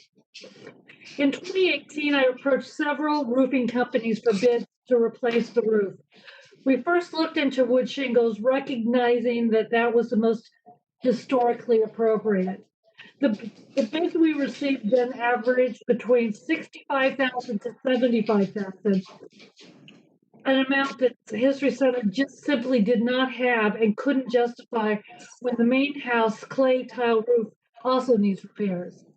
That cost has now probably bumped up closer to $80,000 to $90,000. We also looked at synthetic wood shingles as an option. We got lots of different samples, and although they were supposedly more durable, they tended to be 20% even more expensive than the wood shingles. So I was a little naive when I was looking into the synthetic ones. In comparison, asphalt shingles with new underlayment and flashing was approximately $25,000 in 2018. Now about $30,000, not counting the leader and gutter replacement. We would have proposed putting wood shingles on the roof if there were really any way we could do so. We'd also, of course, hope that a new owner would come forward in the meantime and take the roof repair off our plate entirely, but that hasn't happened yet, and we recognize that we can no longer wait. We have to do something now to prevent demolition by neglect. And so our hope is that we can work together with you to find a solution that you find acceptable, but which doesn't prevent us financially from also being able to take care of the other important buildings that are in our custody. As an architect dealing with historic properties, I wanted to help the Montclair History Center find a solution that would create a weather-tight, affordable, and appropriate roof. Therefore, we've come to you with a proposal to replace the existing roof with an asphalt shingle that closely matches the color and shape of the existing wood shingles. The GA shingle would be our first choice of replacement in barkwood, which is page 8 in your package. We plan to use the appropriate underlayment, 5/8 to 3/4 inch exterior grade plywood applied over the spaced wood sheathing, which is existing. The original strip nail spaced wood sheathing can remain if they're not too deteriorated, but if they've rotted out, we want to either replace each of the strips or just put the sheathing over the top. Then we would apply 2 layers for area, 2 layers of waterproof shield, because most of the parts of the roof are 4 and 12, and well, they're actually probably more than 4 and 12. They're probably more like 6 and 12 to 8 and 12. And and drip edges at the rakes and any overhangs. The flashing, we would like to propose flashing with asphalt shingles at the valleys and peaks, with any other flashing to be sheet metal. The nailing materials to affix the shingles to the new underlayment will follow the recommendations of the International Residential Building Code 2018 New Jersey edition, which is outlined primarily in section R905.2 asphalt shingles. This change will help establish a longer lasting solution, 50 years for asphalt shingle roof versus 20 years for wood shingles, which gives a significant boost to keeping the carriage house intact. We plan to preserve and reinstall the half-round gutters and the existing leaders, but if they prove to be too damaged, an appropriate half-round gutter system can be proposed. We understand this is a change, but there is precedence in the township for a wood shingle roof being replaced with asphalt shingles. As you might know, if you went to my talk, most of the buildings constructed in the 1890s did have wood shingle roofs stained red, but they've been replaced over the years. That precedent is also right on the Schultz house itself, as the extension at the kitchen, the extension at the rear of the house where the kitchen and staff bedrooms are located. The kitchen wing of the Schultz house presently has red asphalt shingles that were installed prior to 1996. Molly Schultz, who was in the building material trade, chose asphalt because of the cost and durability. Other historic buildings in town have also replaced their wood shingle roofs. For example, the Mountain Avenue train station in Upper Montclair.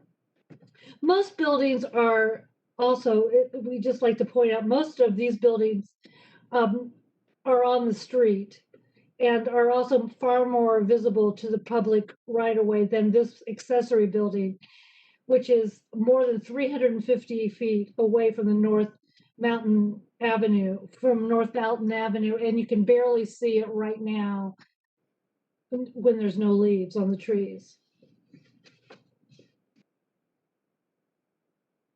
Did we lose Liz? We would not come to you lightly requesting a change in materials. Sorry, Liz. Liz, if you just want to jump back, I had muted you while Deborah was talking just because I was getting some feedback from seeing you two. So, Okay. So if you want to just jump back to where you started. Going here. Oh, go ahead.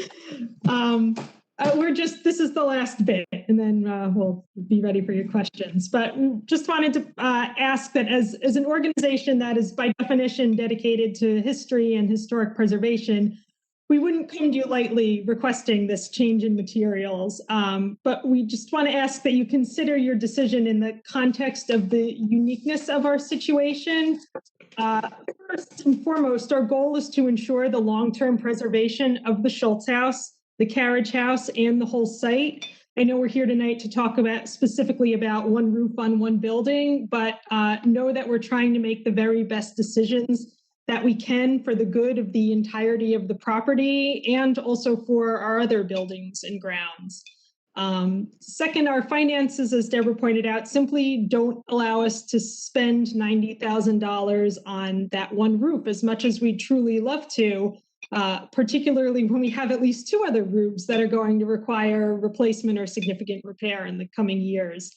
It's not hyperbole to say that an outlay of that magnitude would quite literally threaten the existence of our organization.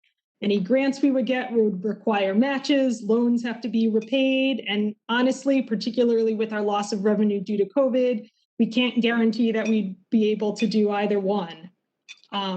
We have found that potential buyers, particularly individuals, have been discouraged. Some have even walked away when they learned that any renovations would have to go not only through the HPC, but also the New Jersey Historic Trust. That tends to scare some buyers away. So by approving this proposal, I think you'd be demonstrating that you can be flexible, particularly on an accessory building with little visibility to the public, and that you'd be willing to work with someone who loves the Schultz house as much as we all do and has is brave enough to take on a thoughtful restoration project there. We really don't want to scare that kind of buyer away. That's exactly who we're looking for. And finally, we also worry that requiring a more costly solution favors developers who have deeper pockets than the individual buyers we've been talking to so far. As you know, developers are bottom line focused. So if the repairs cost more, the project on the site will be designed more densely to ensure that they can get the return on their investment that they need. And if that density isn't improved by the town, they'll walk away, and then we're back at square one without a viable path for the house's future as the property continues to fall seriously into disrepair. So we come to you tonight as an organization and property owner who shares your mission. We're both here in our own ways to preserve Montclair history. We do so not only with our buildings, but also by preserving and sharing the stories of Montclair through our on and off walking tours, our programs, now all of our fun virtual programs, some of which you've even recognized over the years for their role in promoting a better understanding of the township's history and the preservation of Montclair's historic architectural fabric. And we want so badly to be able to keep doing that. So we just hope that you'll consider our proposal in the context of the unique circumstances that Deborah and I have just outlined. And thank you very much for meeting with us tonight.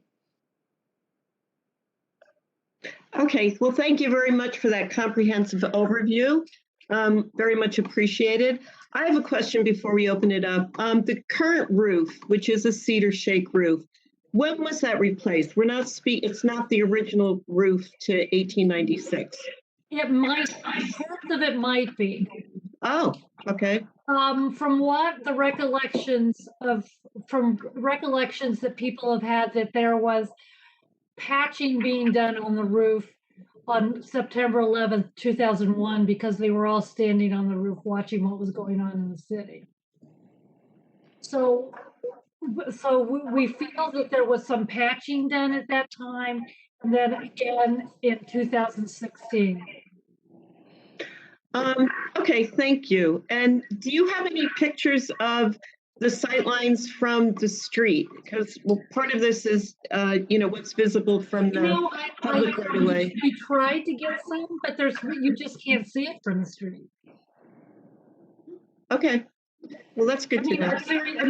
We knew that I knew that you would be concerned with that. So we looked around, and there's just really not a good view of it from the street, including from Upper Mountain behind it. But you don't have a picture of the driveway so that you don't see it.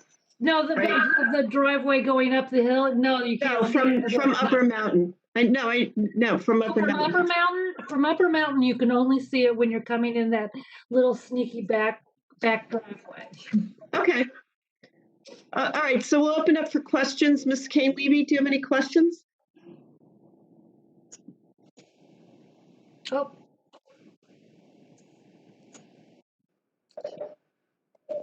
No, I don't have questions.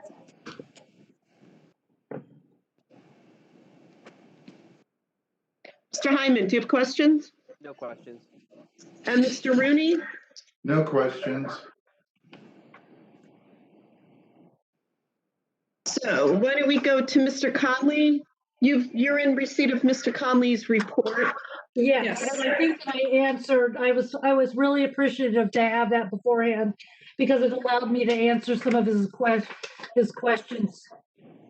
It allowed me to answer some of his questions, I hope. Oh, it was just that the feedback was so high when you were speaking. It was difficult to, I couldn't understand some of it. So Tom, why don't you go through what you've written here and what the response was, if you would, please. Sure. As Ms. David has already commented on a lot of my my comments and questions. So my first question was, when was the existing wood shingle roof installed? You were saying it was the original roof? It could be part. I think it was probably done piecemeal, because if you can see inside the house, that after the Schultz family, after Molly took over the house by herself, she fixed things, but usually in bits and pieces. But I do know that there was work done, some patching done in 2001 and in 2016. Yeah, it's highly doubtful that it's the original roof. I wouldn't think so, but we don't have any information prior to 2001. Wood shingles typically have a lifespan of about 20 to 25 years. I understand. And my memory, I do have a little bit of history with this building. For a former office that I worked for in Montclair, was somewhat involved in the roof restoration and replacement in, I believe, 1998. So we're about at that time for it to be replaced. When we spoke on the phone last week or the week before, you had said that, and we could not find any reference to that. So, if it was replaced in 1998, we know that it's done. Yeah, it's time for it to be replaced. My second question is if there was any existing space wood sheathing. Yes. And you did confirm that. And right. The reason why. I was told by the roofing guy that there wasn't, but then when we went back and looked at some photos, if you go up in the crawl space, you can see it. And so there's some places there's some underlayment, some places they're not. It's at the valleys and at the ridges and at the eaves, there would be solid board sheathing, and then the rest of the roof, the big areas of the roof. It's a mishmash actually right now. And as you can tell from the photographs. Yeah. So my concern is applying wood, plywood over top of the open board sheathing is going to change the profile. You know, the edge, all the important details at the edges, at the valleys, at the ridges. It's going to look slightly different than it currently does because we're adding thickness to the roof, and which will change the flashing details and what we see at the edges. We understand that. However, we can't afford to do the traditional one. Just a question. My comment number 3 is, what is the existing flashing material? And there from what you can, I don't know whether Graham, I sent him some extra photos at the last second, which I'm sorry, there is some, so if you see at the bottom of this window here, there is some copper. Yeah, that apron flashing at the dormer looks like copper to me. Yeah, no, it definitely is copper. The gutters look like they're copper, half-round copper gutters. Yeah. And the thing is that we can, if we ended up using copper flashing, and I'm planning on keeping the gutters because they're bent, but they still work, and just try to kind of rehab them. But the International Building Code says that if we have copper, if there's copper flashing used, we can use copper nails to nail through. So that should. There's a reason for all these questions, and we'll get. No, I understand it. We don't want to have galvanic. We don't want any galvanic action on it. We don't want anything. We don't want weird colors streaking down the roof. No, I get it. So I was curious as to what type of nails were used on the existing wood shingles. I don't have, you know what, I don't know. I'll give you that. I mean, sharp ones. Yeah, I was wondering if they were the appropriate nails to be used to begin with, and I wonder if that's what's causing the wood shingles to I mean, I've been told that it's like walking on potato chips up there. But so no, I don't have any idea. I don't know what kind of nails were used at that, whenever the last one part was done. Under my comment number 5, there was no indication as if you were replacing the gutters and leaders, but I think you stated in your testimony that you were going to.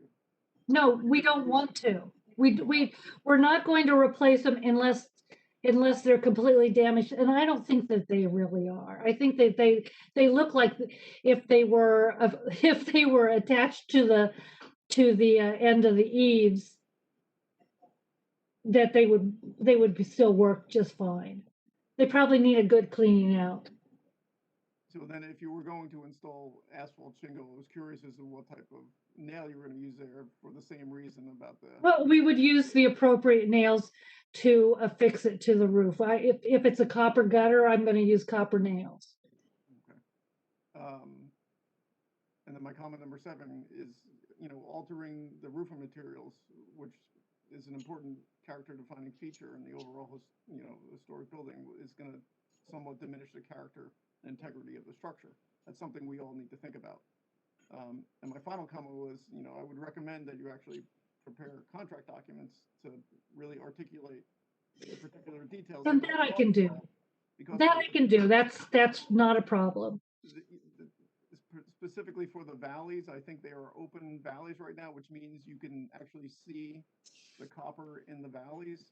Same thing with the apron flashings there, and whatever step flashings visible at the chimneys and at the cupola. Those were all important details which may or may not survive in this proposed renovation. We haven't really talked about it. I'd just like to point that out, that we would. No, I mean, and I appreciate the concern. There just because it's a complicated roof. It's not a simple roof. Oh no, you think so? No, it's a beautiful little roof. Just having, if we're required to use copper flashings and whatnot, that doesn't take away from using the asphalt shingles. So copper typically lasts about 50 years, and if it was installed in 1998, we still have a few more years, probably another 20. Yeah, maybe we don't have to replace the copper. May or may not, but somebody should look into that. Right, and some of this would have to be, it's like with any old building, when you don't learn a lot until you start doing the demolition. And once you start taking things apart, you can see what you have to deal with. And if there's copper flashing that's there, that's working great, all right, we'll keep it. And my concern is that we're not going to be using aluminum on here because of, very, obvious reasons, but. Right. No, I mean, I can propose that, but we'll have to give, it'll add to the cost, but it's copper flashing isn't like the most expensive thing in the book. So did you look into applying for a grant with the state or county? We wanted to first find out if you all would approve an asphalt shingle roof before we tried to get money. Because we can, applying for a grant, we can't get a grant. We know that. We would have to take out a loan.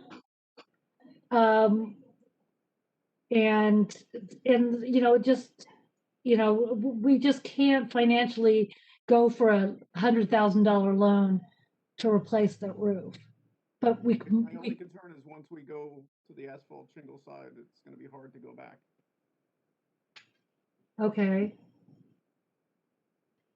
I don't know, that's a fair observation. And that was pretty much my comments there.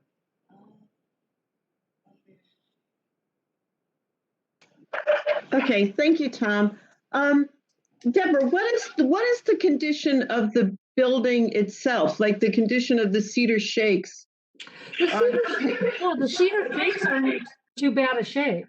I mean, they look like cedar shakes that are 20 years old, and I know that those were replaced in 2001. I mean, the whole thing looks a little ramshackle because it's just not cleaned up. Okay, and is your intention to go to try to get a loan if it's approved for asphalt shingles? Possibly, yeah. Yeah, so I think, sorry, I raised my hand. I think that is the plan. Jane Eliasoff, our executive director, for those of you who don't know her, has spoken quite a bit with the New Jersey Historic Trust. There is a loan program available through them, but as Deborah said, it's not realistic for us to take out a loan for $90,000. It may be realistic for us to take out a loan for $30,000, if that's a possibility. A lot of bake sales.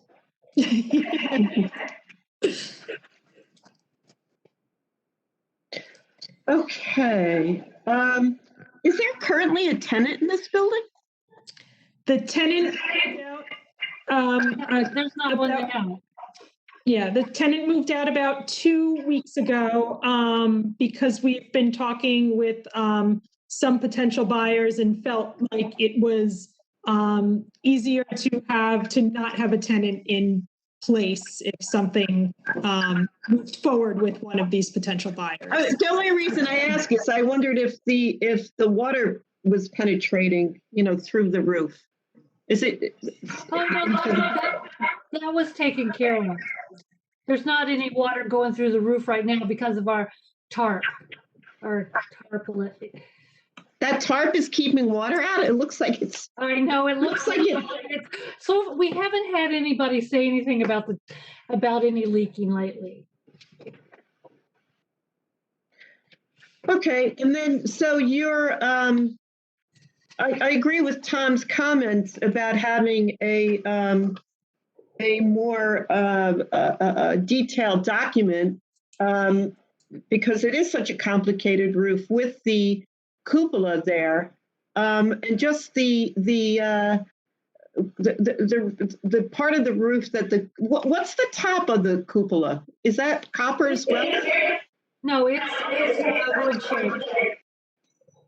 The whole thing is wood shake? It looks like it's The roof of it is. Yeah, but the point. A copper finial. It's copper. So you have copper. No, I thought you were talking about the little roof lid on top of it. So you're proposing that the asphalt would also include, the asphalt shingles would also include the cupola part, correct? Everything. Well, I mean, I would put it on there, but maybe we could put, have a nod and just do the wood shingles right there. I don't know. I'd have to price it out.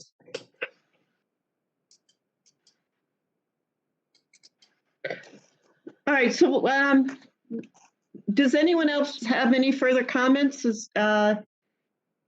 after hearing the testimony or hearing the discussion? Ms. Kane-Levy, do you have any other further comments? What do you feel about the replacement with asphalt? Am I on? This building needs a roof, and if the expense of it is astronomical with wood shakes, I can go with an asphalt roof that replicates the color and texture and profile of the wood shakes of the original. So I think we have to preserve the building, and I think maybe a good compromise would be to do something more restorative at the cupola. Or maybe the cupola can just remain intact. Is there any water penetration up there? I don't know. I don't know. We could look into that a little closer. Yeah, I don't think we know, but I don't think so. Not that we know of. Yeah. Mr. Hyman, do you have any further comments? Yeah, I agree with Mr.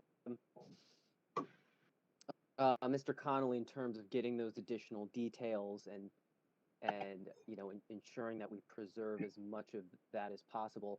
On the main issue of converting from cedar to asphalt, I appreciate the significance of that, but as Ms. Keane-Levy said, preservation of this building is paramount.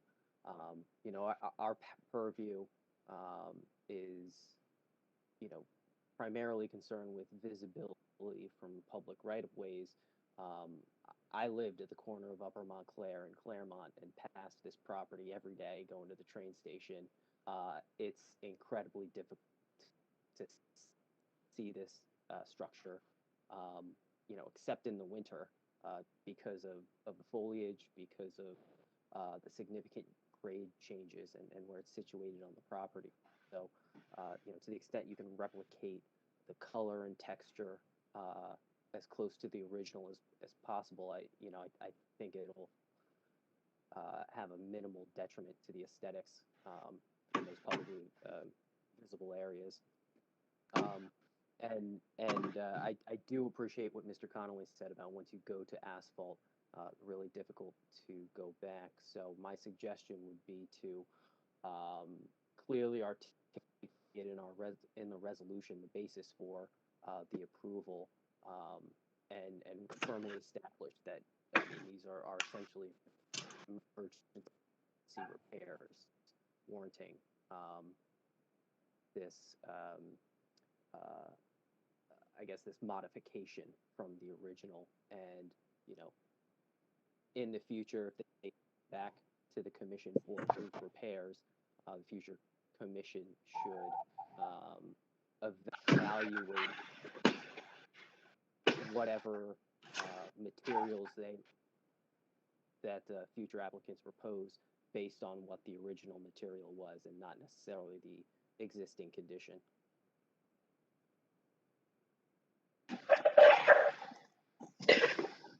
And Mr. Rooney.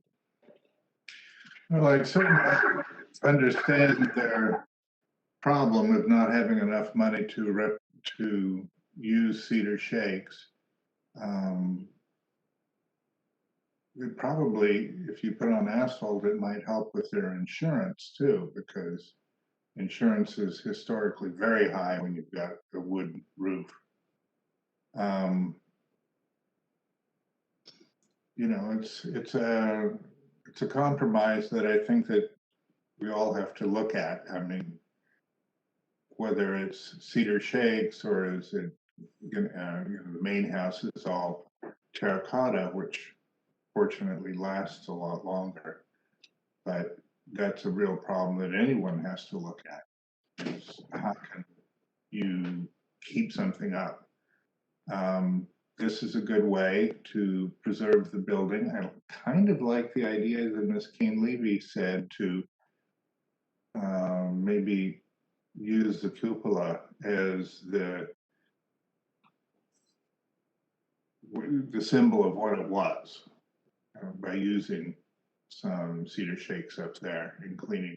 And, you know, having good details to give to the contractor to build it, I think is an outstanding idea. So that's it. Okay, thanks, Steve. I think everyone has had an opportunity to weigh in about the change in material from cedar to asphalt, and it sounds as though everyone's pretty much in agreement. Everyone is in agreement. I too, I think that looking at this, and demolition by neglect would be terrible for this really essential piece of the site, an important building. I feel that the cupola, if you can retain a bit of that with the cedar shake, I think it would be a nod to what it was in the past. So I would agree that it does change to asphalt. However, I also agree with really strongly that you definitely need more documentation, more to give to a roofing contractor in order to really make sure that the profiles don't change, and that what Tom spoke about, the valleys, remain the same. Because I can see this, the overall volume changing, and it may be perceptible, it may not be very perceptible to the visual context of the site. So I think that needs to be looked at very closely while the work is going on. And then I could be on site all the time, so if possible. Okay. And I mean, you did testify that the gutters and leaders would remain as much as possible if they aren't totally destroyed. And so I think that Graham, and then Mr. Hyman made a point about what goes into this resolution should clearly state to future applicants why we made this decision. If a change should occur in the future, why this commission decided that this was the route to take. So I think that needs to be worded in. And I know Graham is thinking about how he's going to write that right now. I can see it. I mean, that will go in the findings section of the resolution, not as a condition. So that'll go in one of the determinations of findings of fact and the basis for the decision making by the commission. Okay, so Graham, do we have? I guess we'll talk about the conditions before we take a vote. Yeah, I mean, that's my recommendation, to review the conditions. I quickly, there has been a lot of discussion, obviously, this evening, just based during this last round of commenting. I kind of jotted down 3 quick ones. I'm sure that there's probably more, so please chime in if you have some additional ones. The first one is obviously to maintain and restore the cupola element on the roof, and to maintain the existing materials of the cupola. The second one that I had is that the applicant should retain and reuse all the gutters and leaders at the existing carriage house building. And then I just had a note, I think in preparation of these new detailed contractor drawings, I think that a set should be filed with the HPC so that we can put a copy of those drawings in the application file. So when this does happen down the road or in the future, we do have a reference set of drawings housed at the department with the HPC. I'll be famous. So those were kind of the three like low-level ones. Obviously, there's a lot of other details and elements. So please, chime in. And in this case, the applicant did submit. This is technically a conceptual review, so we're kind of working a little bit. So I imagine that this will be an iterative process as we go forward. So I'm sure a condition that we want to maintain involvement by the HPC as the applicant proceeds forward with the roof replacement. We probably want a condition that they, work with the HPC to advise of different steps and allow for periodic review. That's a good point, Graham. And I'm wondering whether the more detailed documents we should have a condition that it comes before the revisions committee before work actually begins. Mm-hmm. Sure. Okay. And then to get back to the details and just a note on that, we typically just say the full commission, just in the event that there's questions or the revisions committee can't meet, we have the flexibility to come to this whole body. Should we meet. So. But that doesn't preclude us from just doing it through the revisions committee, but it provides the umbrella just in case. Okay, and so that the conditions we spoke about flashing and the plywood sheathing too. Should that has to be included in the conditions? Yeah. I have all my little notes here. That is plywood sheathing. I'm sorry, Deborah. I couldn't quite understand what you were saying when you gave your testimony. Is the plywood sheathing to be installed over top of the existing sheathing? No, there's not. Now there are. I guess it's you and me that have the feedback, Kathleen. There's existing wood nailers. It's like they're spaced, and so this. I mean, I would leave that, but then put this sheathing, and I can see what the it says the minimum thickness for sheathing is 5/8 inch. Exterior grade plywood, and then you put what it's called ice, an ice shield underneath. So. Yes. What are you looking at something that we have, or are you looking at something else? I'm looking at my very detailed copy of the code. I was getting ready for you guys to ask me questions, so I studied up on the code and. Okay, so I'm sorry, I didn't understand what you were saying about sheathing. I think, if I could just suggest, because I think that there's a lot of detailed elements here between the sheathing and all these things.